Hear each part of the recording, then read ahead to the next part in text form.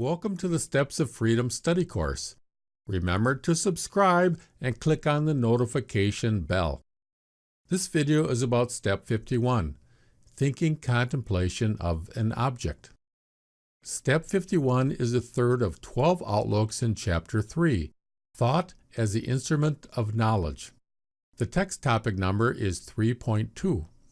In this chapter, we are studying the process of thinking. What does it mean to think? In this study course, we are learning about the philosophy of freedom and also about the 12 world outlooks. Step 51 is the outlook of realism. The way of knowing in Chapter 3 is the looking within of mysticism. That makes Step 51 a description of a realist mystic. The realist is interested in the external world. For the realist, the external world is something he can see and think about. The first four world outlooks are materialism, spiritualism, realism, and idealism. The other world outlooks are transitions between these main four. We can view the world from each of these standpoints. How do you view the world? Are you more interested in the physical world or spiritual experience? Do you like to reflect on ideas and ideals, or are you more of a practical realist? In Chapter 3, the materialist observes the world while vague thought images arise in the mind. This is not thinking.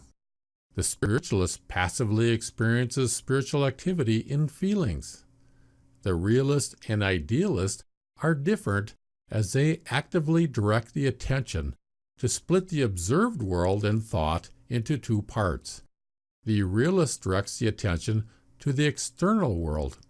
The idealist directs the attention to the inner world of ideas. In Chapter 3, these domains are experienced as the everyday state, feeling pleasure or pain, the thinking contemplation of the external world, and the thinking contemplation of the inner world of ideas, which is the exceptional state. To get to know the realist, let's compare him to the spiritualist and the idealist. How do these three respond to an observation? As I have said, the attention of the realist is on the external world, so he observes the object and recognizes it as a table, and expresses his thoughts about the object by declaring, "This is a table." Due to a kind of inwardness, spiritualists are more sensitive to spiritual activity. They lack interest in the external world. They are more interested in the spiritual, which comes to them through inner activity.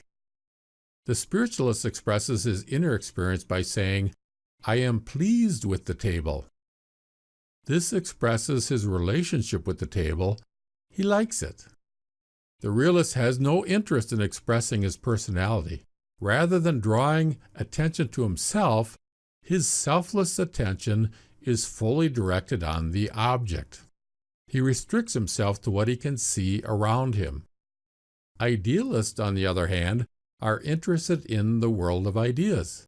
Their view is that life has no meaning unless ideas give it purpose. The idealist says, "I am thinking of a table." Idealists enter the exceptional state to think about their ideas. Step 51 is about the realist and thinking contemplation. A unique feature of thinking is that it is an activity directed solely on the observed object. It is not focused on the personality.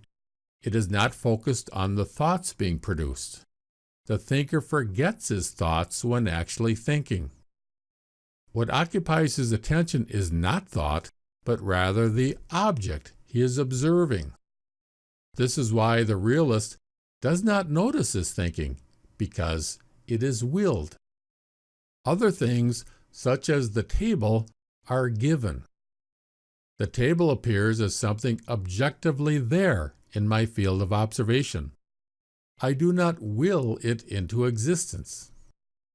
To think requires the will to think. This is thinking contemplation. We make the choice to think or not think. When I choose to think, it is an activity completely my own and under my own supervision.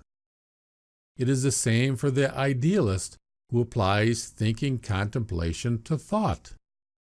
In everyday life, we observe the table and have thoughts about it at the same time. This is not thinking contemplation.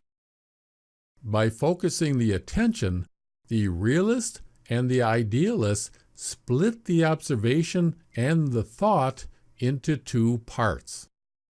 In this way, they can become fully absorbed in contemplation and produce new thoughts. The challenge for Step 51 is to compare thinking contemplation with the everyday state.